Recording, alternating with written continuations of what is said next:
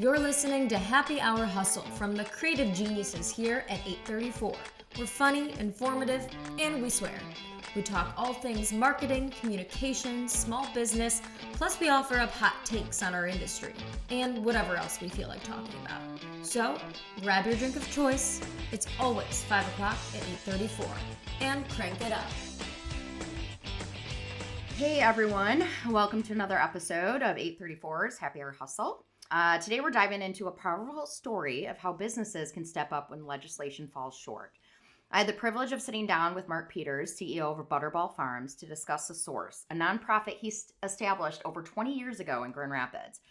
What began as a manufacturer's solution to childcare challenges affecting workplace productivity has evolved into a comprehensive support system connecting community organizations, government resources, and private businesses. As we've seen time and time again, when legislators become disconnected from real community needs, it often falls to visionary business leaders like Mark to create practical solutions. Mark's journey from a factory worker in his father's company to a CEO focused on both financial success and enriching workers' lives demonstrates how business leadership can transform communities while delivering impressive returns on investment. Thanks for joining us for this inspiring conversation about creating pathways to economic well-being for working families across Michigan. Okay, Mark, so thank you for being with us. I am so excited. Well, everybody knows you as obviously like the CEO of Butterball, and that's great, but that's not what we're talking about today. You can mention it a little bit, but we're talking about The Source. Okay. But before we jump into it, we obviously have to ask you what your favorite drink is, because this is Happy Hour Hustle, obviously. So for Happy Hour, what's your go-to? So I'm kind of a red wine connoisseur. Okay. So you'd probably hate that I put ice in it. But I know. He's leaving. He's actually left, folks. No. So red wine. What kind of red wine? That's the great thing about red wine. It depends on your mood, or it depends what you're pairing it with, or it depends on the temperature outside. Well, fair. Yeah. You know, and so learning about it is part of. I bet you have you have a wine cellar, don't you? I do have a wine cellar. Okay. So I'm curious, do you have it organized by region? Well, there's a long story. I used to have it very well organized, and we don't have time to go into that story. And now you gave up. I don't, but there's an actual reason why it's not. We are going to get it, I am going to get it reorganized this year. It's one of my goals.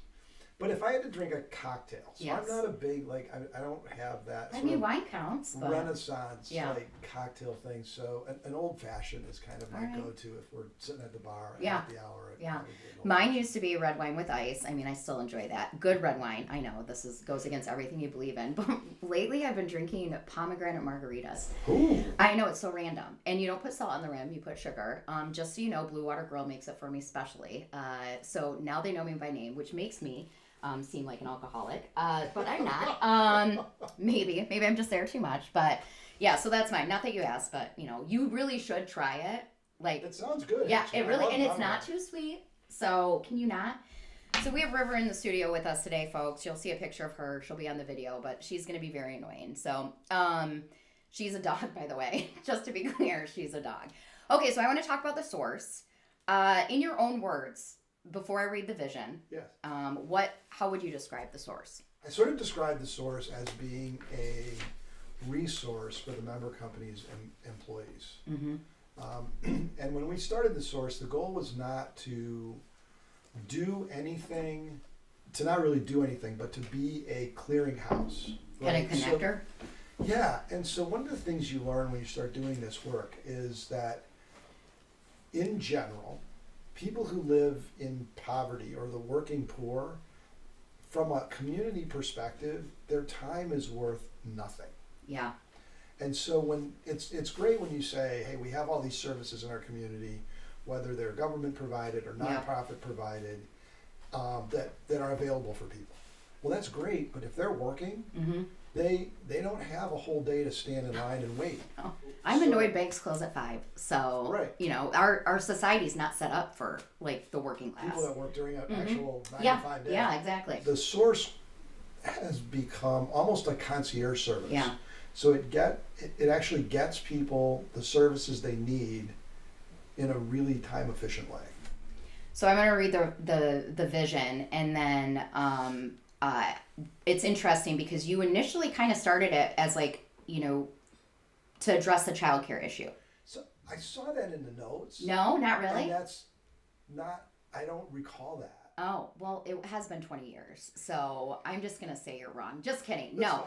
fine. No, but what's interesting is, well, let me read the vision first. I'm all over the place. So, the source will be a champion for the workforce and a lead voice in advocating for programs and policies that create pathways to economic and personal well-being to improve the lives of working families across the state of Michigan.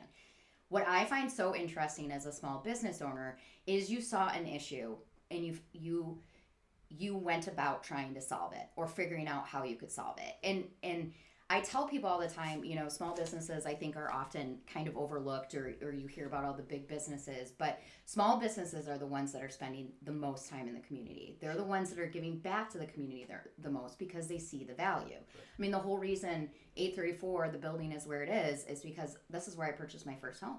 And Crescent neighborhood means a lot to me. So, we are very involved in, whatever's going on here. So, so whether or not you started it for childcare or not, which I do think is interesting because in 20 years, that certainly has not become any easier. We were researching childcare. Yeah. We actually backed away from it. But, yes, huge problem. Continues to be. So I was looking at, because I have the annual report in front of me if you hear rustling, but it says like some of the top 10 barriers for, the working families: housing, transportation, food assistance, utilities, health, financial coaching, legal assistance, counseling, personal items, and employee benefits. So that's what the source helps with. Right. So what, like when you, because you don't have enough going on, you're just running a company, a family-owned company, I should say, Right. which we'll ask a few questions about that. But you were like, okay, I've got to figure this out. Did you have employees that came to you, like? Oh yeah. So here's what's fascinating. And first of all, I'm really glad that you sort of started with like you decided to figure this out. Mm-hmm. But what the superpower that we have as business owners is we figure shit out. Yeah, we stuff do. out. You can swear in this. This is we add like one of those like, oh no, it's a parent warning, whatever. We figure stuff out. Mm-hmm. That's how we stay in business, right? We figure stuff out for our customers, for our employees, and this is just one of those things where I had grown up working alongside people who lived very different lives than I did, and realizing that a lot of times what we have available as employers, our standard health care, 401k, doesn't touch the issues that a vast majority of our workforce is experiencing. And so we did this sort of sweep of the neighborhood, and other company HR people, like same thing. They know everything that's going on in their employees' lives, and they have no way to address it. Yeah. And so they've got a heart for it, but they've got no budget. They've got it's not their job to go find resources in the community. And some of the like really great HR people had some connections, and I've got a friend that works here. Call these people; they can help you.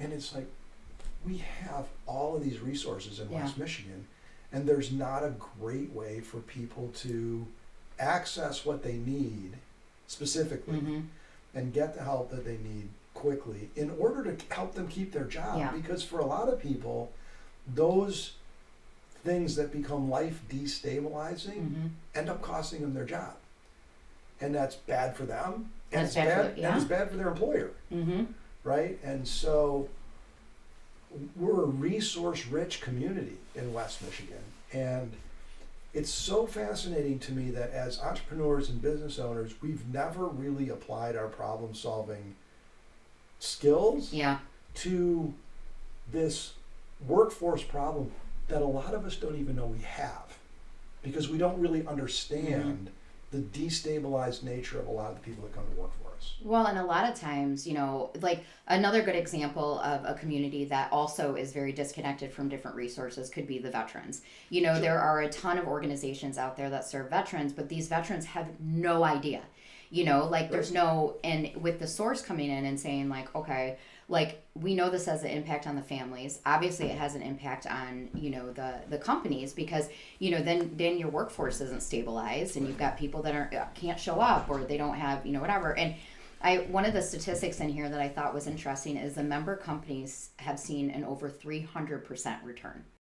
Is it 300 now? Yeah, 300%. That's yeah. awesome. Because Yeah. it used to run around 200%. Yeah. So that's fantastic. Yeah. And what is characterized as a return? Yeah. So and again, when you work in collaboration, you have to have agreements, right? And so when we started the source, we had, if the source worked with an individual 3 times, it was considered a job save. Okay. Because a lot of the original founding companies had an attendance policy that 3 times and you've lost your job, or a disciplinary process that was 3 times and it was a job jeopardy situation. So, so we basically said if the source interacts with somebody 3 times, then you saved your job, and we assigned a dollar value to that, and the original dollar value was $3,200. Yeah. So that's how we, and then there's if they bring education in, they could get it discounted. There's direct funding that somebody gets, and that gets credited to the employer. So there's multiple ways, but the biggest number in that ROI calculation is the fact that somebody stays at work and doesn't create a turnover event. Yeah.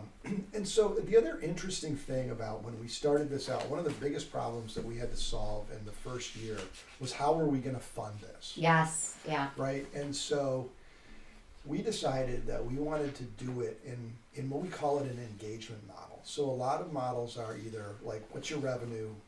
And it's a percentage of revenue, or it's based on your head count. And we didn't think either one of those was a great way to fund the source. So we wanted to do it based on how much a company used the source. Yes. Well, you would think that would create a disincentive. If I use the source more, I'm going to get my cost my cost is going to go up.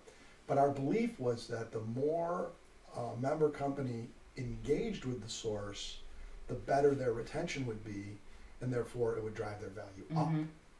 Right? And that's exactly what we've proven over 20 plus years. Well, and you have, I was looking at some of the companies, you have I think 27 currently participating, and then they usually stay with you. I think it's an average of 10 years. Yeah. So that's amazing. That in itself speaks for, we're big data people here. That in itself speaks for the success of the company, or of the organization. I do want, because you guys could listen to Mark and I talk all day, but I think it's interesting because this is a story of somebody that was, assisted by the source, and they had an issue with transportation. They had a vehicle that wasn't running, was broke down. They were trying to rely on the bus, but it was taking up too much time for their commute. And I can speak to this. My husband used to work out of the airport, and he decided that he was going to take the bus. Well, he worked first shift. It was he had to be there at 5 a.m. He had to basically get up at 3. And we're not that far from the airport, maybe 15-minute drive, and it would take him an hour and a half on the bus. And he would have to go back to the main terminal, switch buses, which first of all is confusing in itself. I would end up in probably Newaygo. I don't know. I would not end up where I needed to go. But he's this just isn't feasible. And then when you have bad weather, which, we tend to get in Michigan, it delays the bus even more. Sure. So it's just not reliable. So Casey, who was helped by the source, mentioned that they had a rapid wave card, but they didn't have enough funds. So basically, and I like that you call them a resource navigator. That's the person who assists the employees of your member companies. So they helped them reload their rapid wave card. So that helped with their immediate transportation. They also suggested, based off of their their how close they were to work, was a bike, and then they helped them get a bike, and so they were able to do that too. And I think it's such the solution is not complicated, right? But it's also not readily accessible for a lot of people, right? And if you really sort of think about what they're doing as businesses, the cost of having a person on your staff or on your team whose job would be to navigate those options for the small group of people that work for you, you can't afford that. It's not what you're in business for. But by sort of pooling the resources with other employers, you can basically hire a team of experts. And listen, that's what you do. You're the team of experts that people hire. It's people don't say, "Oh, I'm going to embed my own media company in my small business. I'm going to go hire Kim and her team because they're the experts." Right. So you're going to go hire the source because they're the experts to deal with all these issues that our employees have in their lives. Well, and what I like about it too is it's like a conglomerate consortium of all these companies that benefit from it. Right. So when you first started it, by the way, 20 years ago, which I think is so interesting because we obviously still, Wasn't that like the first time we met was close to 20 yes, years it was. I wasn't going to bring that up, but thank you for that. We'll make sure we edit that out. Yes, Well, it was I think like you were like 20 years ago. You might have been in elementary school. Yeah, or yes, something I'm like sure, that. certain I was. It was a field trip. That's what it was. But yeah, 20 years ago. So how did you get like the initial buy-in? Because my guess is this is what I imagine. Because this is what I do with other small business owners. Is you're just sitting around, you're having a beer, and you're literally bitching about all the things you can't solve and the issues, and they're all a lot of times the same problems. Yeah. So it really wasn't like that. I had so Fred Keller with Cascade Engineering had done a lot of this stuff within his own company, and I had run into Fred Keller. So when I was trying to promote people out of my company to other companies, because we're food manufacturing. We get a lot of entry level folks, and then we don't have the next level of management's not a lot of people. So we get good people that come in, and it's like you want, like I don't have someplace to promote you to, but I want you to go get a better job. And so at the time, Stuart Ray, who owned a bunch of Burger Kings, and Fred Keller were trying to do some sort of a progression program from Burger King to Cascade. And I got sort of involved in what they were trying to do. That ultimately didn't work out, but that's how I met Fred. And so I sort of tagged along with Fred for a couple of years, and he taught some courses at Cornell. And I actually would fly out, and I audited the course, so I would fly out every week to Cornell and take these courses. And then tell them how good or bad it was. No, I took them as a student. Oh, I legitimately audited the courses and I did the coursework. And then I said to Fred, I was like, I want to do sort of some of the things that you're doing at Cascade, but I mean, there's a scale of 10x difference between our firms. I can't afford to do what you do. And so he helped me convene 16 other businesses. And we met at the Pen Club. I don't know if you remember the Pen Club. Do remember the Pen Club. They were a client 100 years ago. Really? Yeah. Clearly it worked out, so they're still here. But yes, I do remember the Pen Club. I'm sure that wasn't your fault. No, it wasn't. Just to be clear. Yeah. So we met at the Pen Club, and he does a triple bottom line presentation, which is great. And then I sort of floated this idea to these 16 business owners, and I asked them each for $500 a month for 12 months to see if it would work.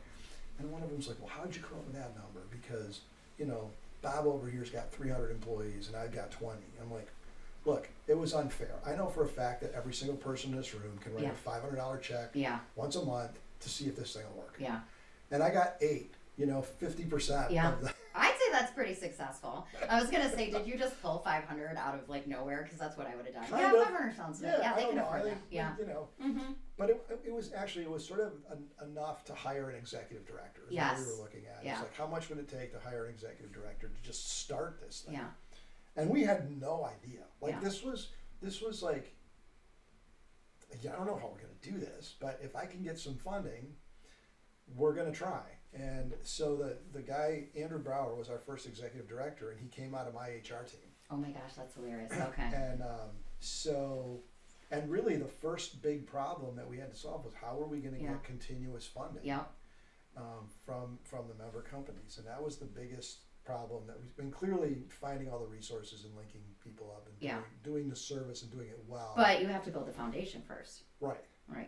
So, but in order to get a business to buy, and so this is the other interesting thing. When you start thinking about all of these things that happen in our community for people, and right now, today's in particular, funding environment, it's not that people aren't doing valuable work, but who is the value attributed to? And so in this equation, my original belief, again, which has been proved out now over 20 years, is that if the source did its work effectively, there's value to the employer. At which point the employer should pay for it. Like we shouldn't get that for free. No. Now we don't have to pay 100% of it, but clearly if the numbers are at 300% ROI, like my company pays between $40,000 and $50,000 a year. I couldn't get an individual Yeah. with a skill set That, yeah. for, I mean, fully loaded benefits would probably cost me $150,000. So there's your 300% right there.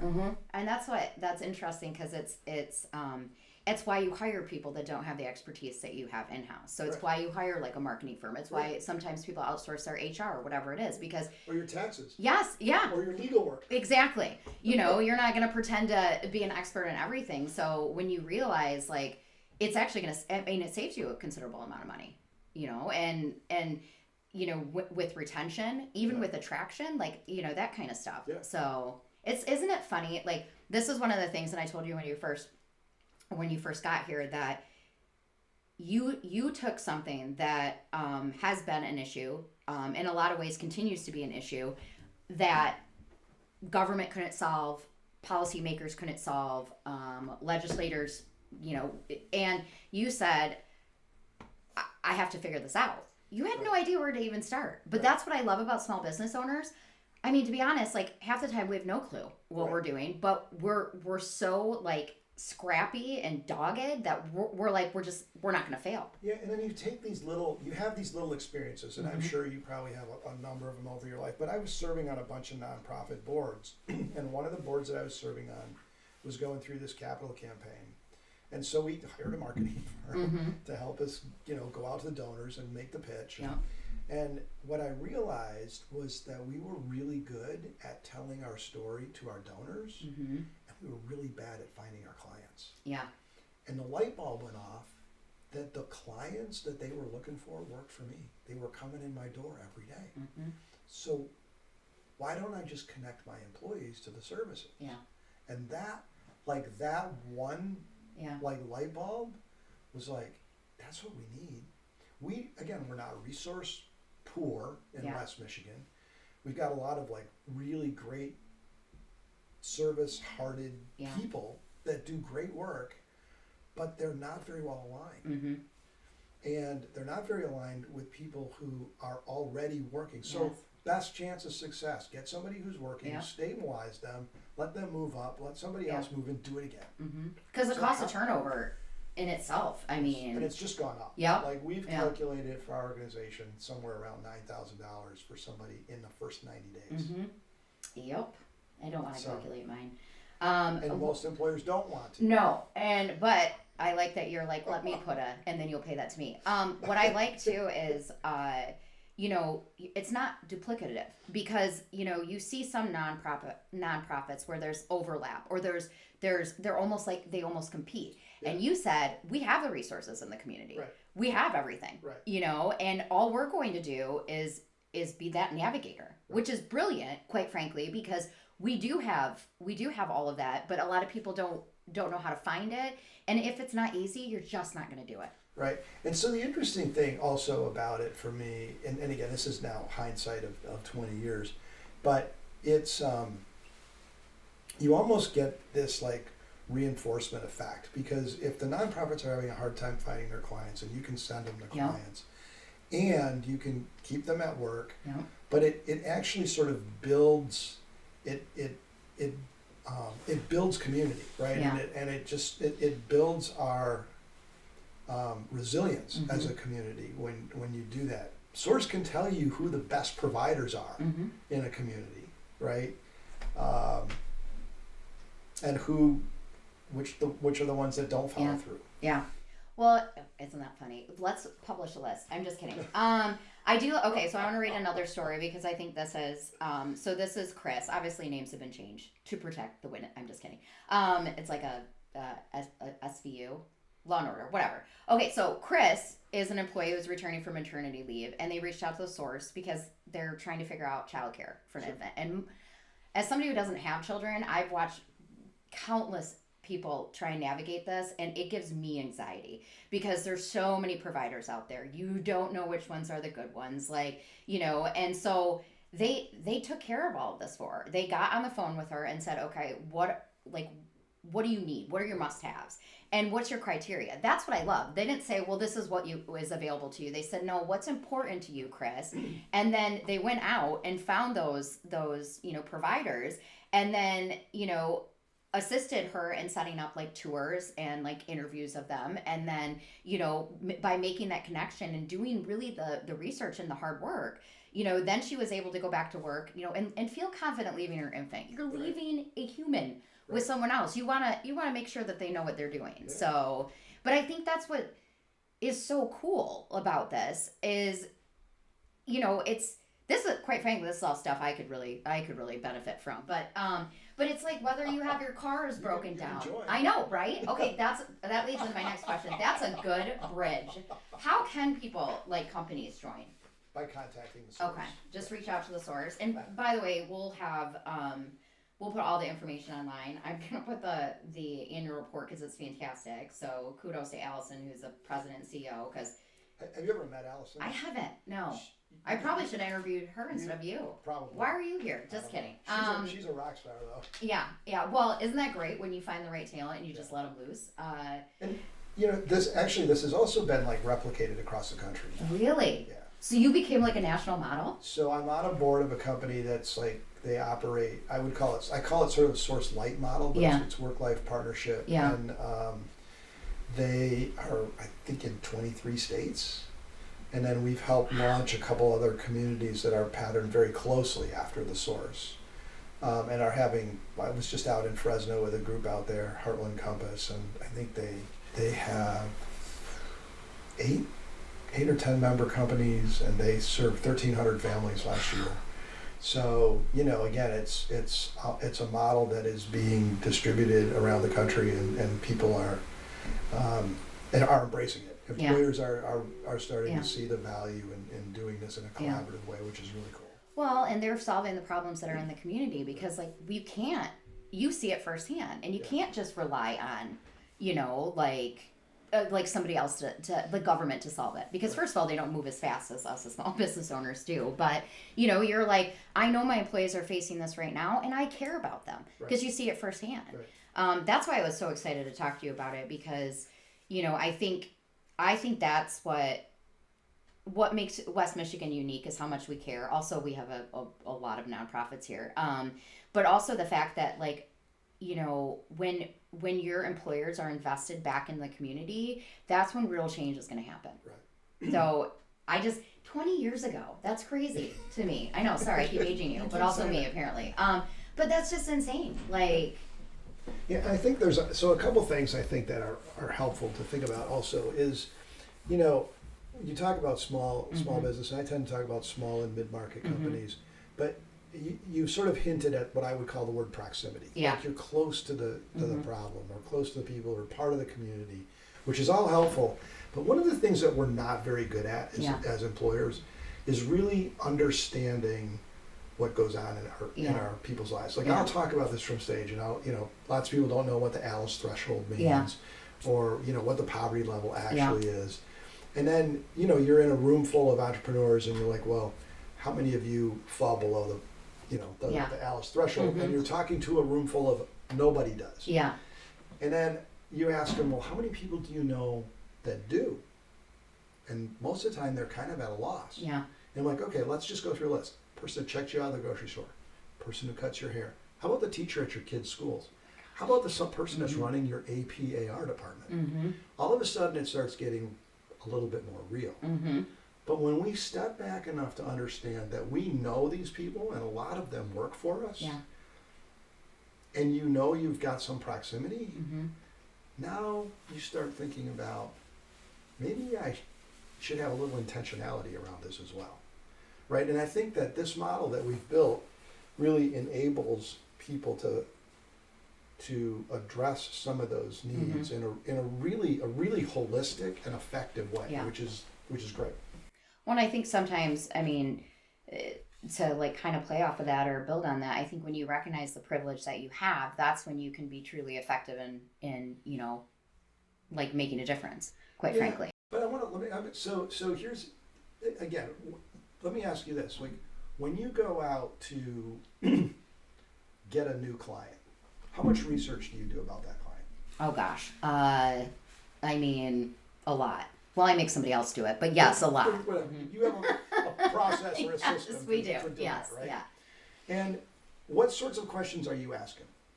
Well, if they've ever worked with a marketing firm previously, what their experience was, what's their budget is a big, I mean, you have to bring that up. I mean, a lot of people don't like to bring that up, but for me that's a make it or break it, Sure. you have to be willing to invest in it if you're going to work with us, obviously. So how much time do you spend trying to understand what their needs might be, or what kind of market they're in, or understanding what some of the barriers? We spent a good amount, initially up front. How did you become the interviewer? What's happening now? Wow, that was really masterful. I'm gonna start sweating. No, but we do spend a good amount up front, and then depending on what the services that we're providing them, we will speak to like their clients, stakeholders, things like that. Sure. Yeah. So how much time do you spend doing that with the people that work for you? Oh, that's a great question. Yeah.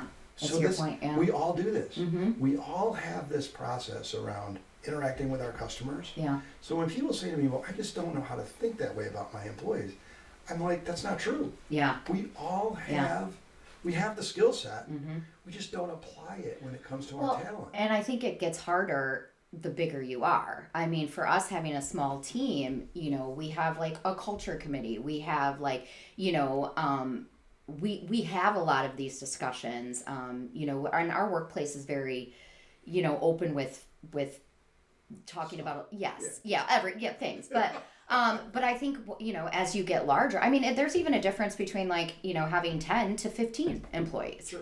You can't know everything. So. Right. Yeah, and so the ability to build some structure Mm-hmm. around it and have it be repeatable and consistent has just it's been fun. That's just a testament right there that you built something that that now is being duplicated or replicated, like you said, in 23 other places. Like that's really cool. It is really cool. Yeah. And when you start thinking about the literally thousands of lives that Yeah. have been impacted Mm-hmm. by the existence of the source and the adaptations of the source, it's and when you listen to the stories of people's lives that have been changed because they've been able to stay at a job or they've been able to work their way up in a Mm-hmm. company because some of these problems have been solved. I was sitting with one of the source resource navigators. This is a couple of years ago now, and she brought a bill Mm-hmm. that an employee from one of the companies had brought in, and it was like $50. Yeah. And it was a medical bill. Yeah. And the employee had said, I don't understand this. I Right. thought I had insurance. Right. It's like, Yeah. what do I do with it? She says, you need to pay this bill. Mm-hmm. And she said, normally what would happen is somebody would get that bill and they wouldn't pay it. Yeah. And then ultimately it would go into collections. Mm-hmm. And these companies are machines. Yep. So then it would ding their credit score. Yep. And then it would she said basically this $50 bill Mm-hmm. could become a reason that this person can't find a place to live. Yeah. And that is the reality Yeah. for a lot of people. Yeah. So if they don't have a trusted, knowledgeable relationship in their lives that can help them guide, and that's a game changer. You're Yeah. talking about something that seems so small Mm-hmm. that can have such a huge ripple effect.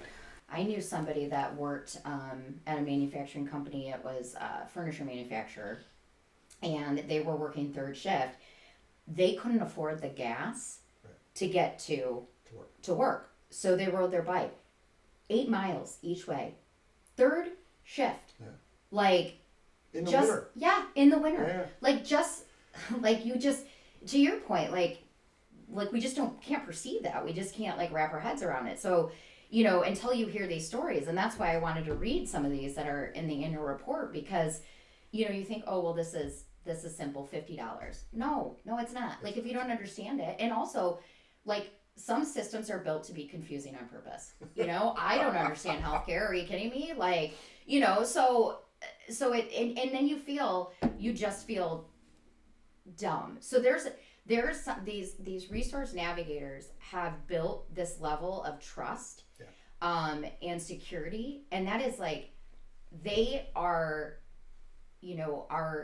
so important to the lives of these individuals that the source is serving, and they feel safe talking to them, and that in itself is Well, and again, you said if you go back to some of the history, right? And when I was spending a lot of time with Fred Keller and Cascade Engineering, they did this whole thing with Ruby Payne and Yeah.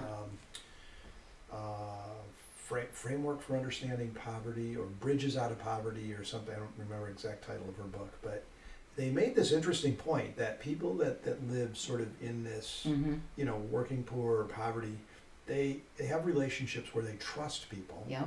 But normally those people are not very knowledgeable. Like Yeah. they aren't great at helping them Yeah. solve problems that are moving forward. The people in their lives that have the knowledge, they don't trust. Yep.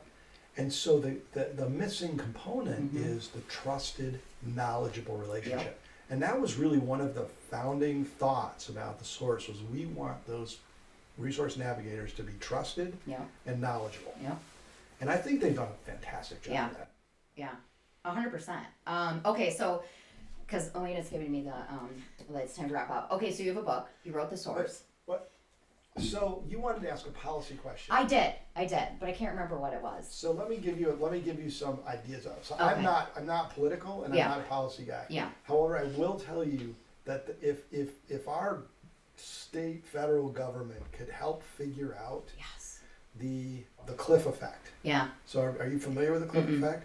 So what happens for a lot of people is, let's say, I don't know, you're making $12, $13 an hour. Yeah. And you're receiving a certain number of benefits. Well, like for every dollar that you earn, you could lose $2 to $3 of benefits. So somebody has to go from somewhere around $12 to $13 to almost $26 an hour to make up for the benefits Yeah. they're going to lose. And I really think that if our legislators really wanted to help people in this sort of working poor, moving to lower middle class, however you want to do the structure, Yeah. they would solve the cliff effect Yeah. problem. And then nationally, I think one of the things that Michigan does that our source here in West Michigan has the abilities. We have DHHS caseworkers Yeah. Yeah. as part of a part of the team. That's not a national model. That's Okay. very hard to do because of the public-private, Yeah. relationship there. But if that piece could be replicated across the country, it allows the team at the source to help an individual navigate that cliff effect, Yeah. which really truly gets them out of dependency Yeah. on subsidized funding in order to live. And everybody wants to talk about a thriving life now. Yeah. Those are very hard waters for people to cross, from $12, $15, $16, $17 an hour to the equivalent of $26 an Yeah. hour. And I think that some really great policy work, again, could align those resources and the timing of those in a way that would actually encourage people to move along that, as opposed to discourage Yeah. them from working overtime Yeah. or from taking a better paying Yeah. job or a promotion. Yeah, because they're going to lose that. Yeah, because a promotion, everybody's like, if you're promoting somebody, you're like, hey, I'm going to give you this raise, and you're going to, And you're like, oh everyone's no, excited. that means and they I'm. quit. Yeah. They Because quit because because they they're- can't afford to take the yes, job, because their maybe their rent is income based, or they lose their childcare. Yeah. So Or they lose some sort of Yeah. like medical funding for their kids. Yeah. I mean, there's a whole anyway. I'll just toss. that's that out another there. podcast where we talk, like, because again, or just bring in small businesses to solve this. Like, I personally think, like, let's not leave anything in the legislators' hands, because I mean, as soon as you guys figure out what you're doing, then maybe we'll trust you to solve real issues. No, just kidding. But that is a big frustration. I mean, you just see, like, well, and we were talking about ESTA, and we were talking about, like, the Corporate Transparency Act, and it's like, you're punishing the companies that are actually making a difference in the community, all because you don't have this understanding of how, like, small business works, or you have in your head that there's some, there's nefarious, businesses are being started for nefarious purposes, and it's like, my God, talk to any of us. Like, this is hard enough. Like, I'm not going to try and, like, embezzle money or sell drugs on the side. Nobody has time for that. So, it's just, but yes, that's why I got so excited about talking to you. My next project is working on that problem. Is it? Okay. So Well, sign me up. I have a book called The Retention Trap coming out in June. Okay. But it's the idea that we're not very well aligned as employers. Yeah. and we all have a slice of the talent flow system. Yeah.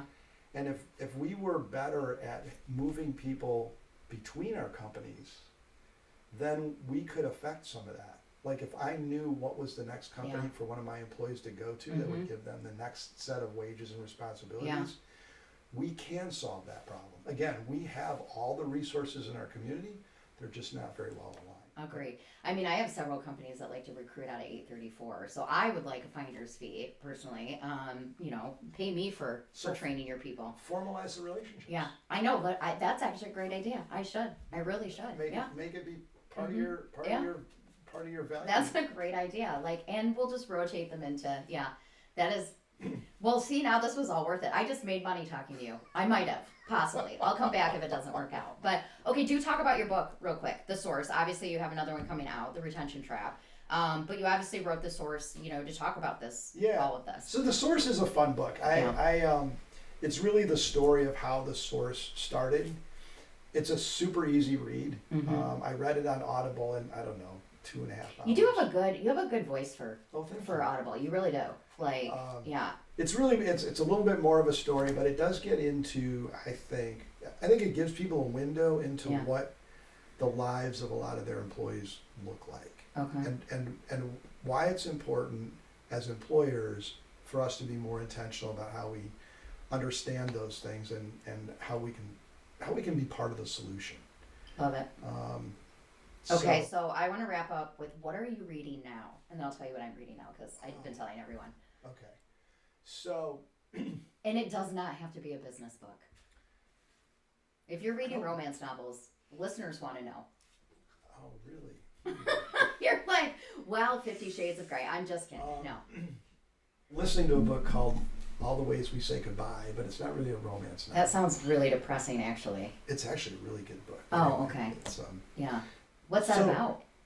It's a fictional book about it's also like multi-generational. Okay. Wow, that around World War I and World War II. I love that stuff. Okay, this is a whole nut don't even get okay. All I read is like World War I, World War II. Really uplifting stuff. Yeah. So anyway, I'm reading a book called Presence right now. And so two of my favorite authors that have had a lot of influence on me, one was Peter Senge, who wrote The Fifth Discipline, which is a book on systems thinking, and a very difficult book to get through. But and then the other one is Joe Jaworski, who wrote a book called Synchronicity. And they've come together with two other people to write this book, Presence. One of the people, I'm not going to remember the other two people's names, but one of them wrote Theory U, which is another interesting book. But again, what I find fascinating about like the book Presence is sort of getting outside yourself and seeing that you operate in a larger world, in a bigger system, and that whatever actions you take in this world have a larger impact, and your ability to really live into that larger impact is much greater than we tend to think. Anyway, it's a fascinating. I'm only about a third way through. The other one I'm reading is Outlive, because you've said 20 years, 20 years, 20 years. I'm getting older. I know. So like what choices can I make to impact the quality of the life I live? And Outlive by Peter Attia is a fabulous book. Okay. Well, mine's not that exciting, but I'm reading On Air by Steve Oney, and it's about the NPR, the beginning of NPR, and like all of it's fascinating. It's got some of the names we know, like Cokie Roberts, and that's the only one I can think of right now. But you also, if you're reading it, like the book is fantastic, just came out. I bought it from a Cellar Bird Books, which is a fantastic local bookstore right on Bridge Street across from Butchers Union. But you can't get caught up in the names because there are so many people. What's interesting is some of those people are still with NPR today. Oh, really? It's a really, really cool read, like how it all came to be and how it was basically like the redheaded stepchild of, the radio world. It's just, it's really interesting. So, okay, that was my last question. Do you have any parting words of wisdom? Not to put you on the spot. No, I really want to just thank you for inviting me to be here today, because I enjoy talking about these things. I enjoy hopefully inspiring people to just think a little bit differently about their interaction with, the people that they work with, or their ability to influence things in the world around them, especially employers. I like to push because I am one. Yeah, and it's important. So, all right, well, thank you for being here, Mark. We will share all the information, that all the names and books and all the other resources. And yeah, well, thanks for being on Happy Hour Hustle. This was really, really great. We could probably do a whole day of this, but nobody's listening that long. I mean, I'm only so entertaining. So, all right, well, thank you, everyone else. We'll see you on the download.